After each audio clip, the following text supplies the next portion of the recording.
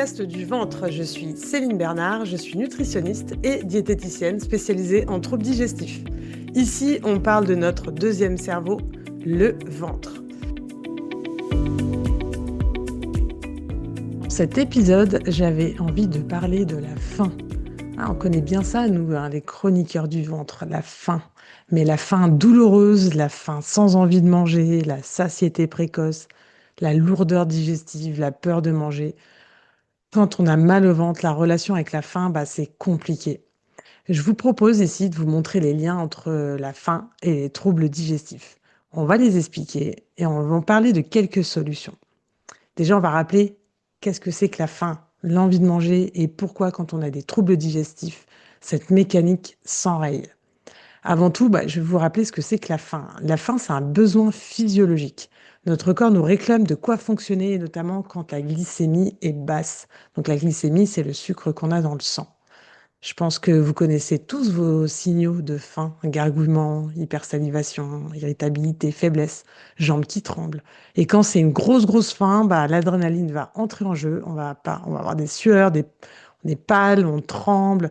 Et vous connaissez, ça peut même aller jusqu'à la fameuse hypoglycémie. On n'a plus assez de sucre dans le sang. C'est un sacré signal, ça, pour notre corps, pour dire qu'il a faim. Et là, justement, on peut avoir des nausées, des douleurs d'estomac. C'est d'ailleurs comme ça que certains comprennent qu'ils ont faim, en fait, hein. Et on va essayer d'éviter d'en arriver jusque-là pour éviter de se créer soi-même des troubles digestifs. C'est quand même dommage. D'ailleurs, au passage, en cas de trouble de la glycémie, insulinorésistance, diabète, on voit bien que cela peut être déréglé et la machine s'enraye. Et là, on a des troubles digestifs. Revenons à cette sensation de faim. Eh bien, le système est plutôt bien fait parce que quand on a faim, c'est accompagné généralement d'une envie de manger. Alors, l'envie de manger, c'est pas du tout comme la faim, c'est indépendant d'ailleurs. C'est ce qu'on appelle l'activation psychologique, en fait. C'est la recherche de plaisir.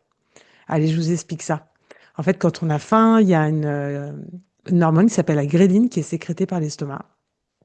Cette gréline arrive au niveau de l'hypothalamus et ça active le circuit de la récompense, ce fameux circuit dopaminergique qui nous motive en fait à manger.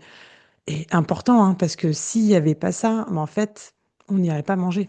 Et donc, je vous rappelle que le corps a besoin de remonter sa glycémie. Donc, on mange. Et quand on mange, en fait, le tissu adipeux, notamment, va sécréter de la leptine. Et là, on n'a plus faim. Bon, je vous épargne tous les détails physiologiques avec la CCKPZ, la GLP-1 et compagnie, hein, qui expliquent justement cette satiété qui arrive. Donc, c'est un chouette mécanisme, hein, mais le petit souci dans l'histoire, c'est que du coup, on peut manger sans faim. C'est-à-dire que les deux sont séparés. C'est-à-dire que tant qu'on n'a pas pris de plaisir à l'alimentation, on continue de manger, juste à l'envie. Vous l'aurez compris, ça va faire qu'on va distinguer la faim de la faim, qui s'appelle la satiété, et la faim de l'envie, qui s'appelle le rassasiement. Et de rassasiement, j'ai encore envie de manger, je continue à manger sans faim. Et là, en fait, on va dépasser nos capacités digestives. Et oui, c'est pour ça qu'on a plusieurs repas dans la journée, c'est que on a des capacités digestives limitées. Et hop, trouble digestif, reflux, douleur d'estomac, lourdeur digestive. Résultat, quand on a trop faim, on peut avoir mal au ventre. Et quand on a envie de manger sans faim, également. Ça, c'est vraiment des troubles mécaniques. La solution à ça, c'est plutôt simple, c'est réapprendre à, on va dire, être familier avec ces quatre indicateurs, la faim et sa satiété, l'envie de manger et son rassasiement.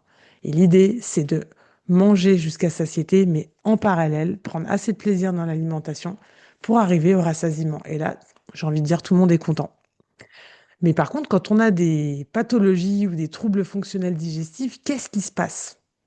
En fait, c'est la logique, c'est manger fait mal au ventre. Donc, l'aliment fait mal au ventre. Donc, bah, si j'ai faim, l'envie n'est pas toujours au rendez-vous. Circuit de la motivation, mais quelle motivation! Combien de patients j'ai entendu dire je mange pas, j'ai peur d'avoir mal, j'ai peur d'avoir une diarrhée au boulot. Le lien est vite fait, hein. Donc, dans ce cas, ne pas manger, c'est vraiment pas la solution parce qu'elle va aggraver le souci. On va rentrer dans des histoires de poules et d'œufs, en fait, hein. C'est-à-dire qu'on se retrouve avec des troubles digestifs qui n'ont même plus la même cause. Par exemple, je mange moins de protéines, je les digère mal. Comment voulez-vous qu'une barrière intestinale soit en bon état si on ne lui ramène pas des protéines? Et là, j'ai encore plus mal. Donc, vous voyez le cercle vicieux qui se met en place. Dans tous les cas, arrêter de manger, c'est pas la solution. D'ailleurs, j'en parle beaucoup avec mes patients. Le jeûne, quand on a des troubles digestifs, c'est compliqué. Donc, c'est important plutôt d'aller s'attaquer à la cause et retrouver l'envie de manger, accompagnant justement cette faim.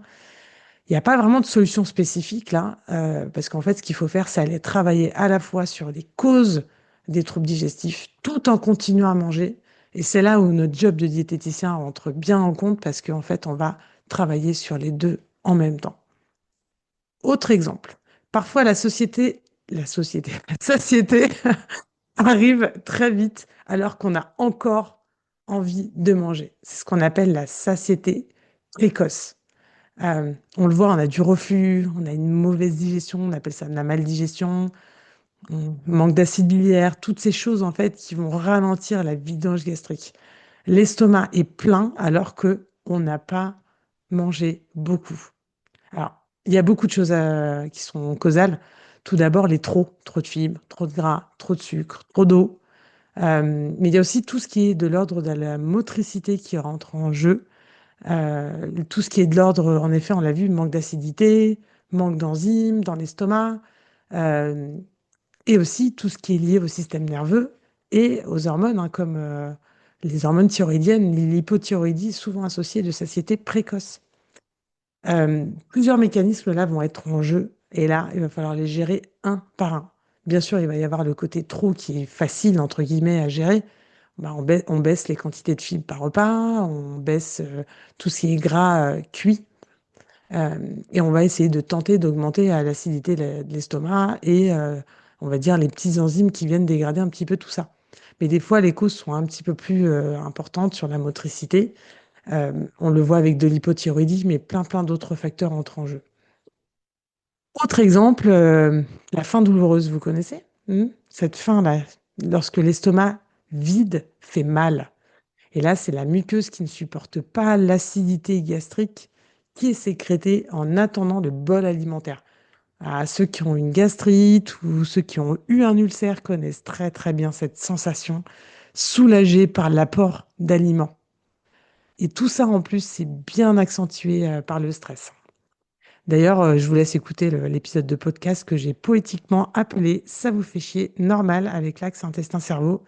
Et là, je parle de l'effet du stress sur le digestif notamment. Bon, quand on a une gastrite, un ulcère, tout ça, on ne laisse pas traîner, hein. On va aller voir le gastro-entérologue, bien sûr.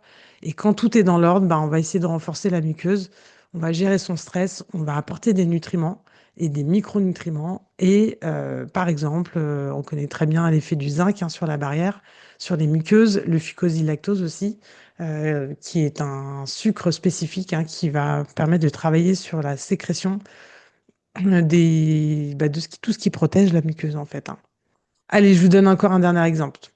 Et lorsque notre envie de manger va vers le sucre, j'ai pas faim, mais j'ai envie de sucre. Là, c'est l'axe intestin-cerveau qui entre en jeu. Par exemple, ça peut être un manque de sérotonine, parce que notre petit intestin va détourner l'acide aminé qui s'appelle le tryptophane pour sa propre motricité, au lieu de le laisser poursuivre son chemin et atteindre la barrière hémato-encéphalique, où il va nous faire de la petite sérotonine. Et là, l'envie de sucre descend, en fait. Donc, il y a ce côté-là qui est intéressant, mais il y a aussi un autre côté, c'est quand on a une dysbiose qu'on appelle une candidose. Cette candidose, c'est une prolifération de levures qui adore le sucre. Vous croyez que vous êtes seul à décider, quand vous êtes au restaurant, en fait, de ce qu'il y a sur la carte? On abrite plein de petits mondes dans notre microbiote qui aiment bien choisir la nourriture. En fait, la carte, c'est pas vous qui choisissez, hein, en restaurant, c'est plutôt eux. Et d'ailleurs, dans ce cas, il faut aller prendre en charge cette dysbiose, ce déséquilibre du microbiote. Et là, ça s'impose. On va prendre en charge tout ça avec de la micronutrition, avec une alimentation spécifique. Bon, je ne peux pas tout détailler ici parce que ça dépend vraiment du contexte du patient et surtout de la cause. Parce que c'est toujours en fonction de la cause qu'on va voir qui est la poule et qui est l'œuf. Vous l'aurez compris dans cet épisode, les troubles digestifs et la faim sont vraiment intimement liés. Les causes sont multiples, peuvent être mécaniques, mais elles peuvent être pathologiques, elles peuvent être fonctionnelles. Et comme d'habitude, l'idée, c'est d'aller chercher la cause. Mais dans cet épisode, j'avais vraiment envie de vous mettre un petit peu la puce à l'oreille. Votre faim et votre envie de manger ont changé. Pensez à votre digestif. Voilà pour ce nouvel épisode, j'espère qu'il vous aura plu. N'hésitez pas à me laisser un commentaire, faites partager un petit peu ce podcast autour de vous et on se retrouve dans le prochain épisode.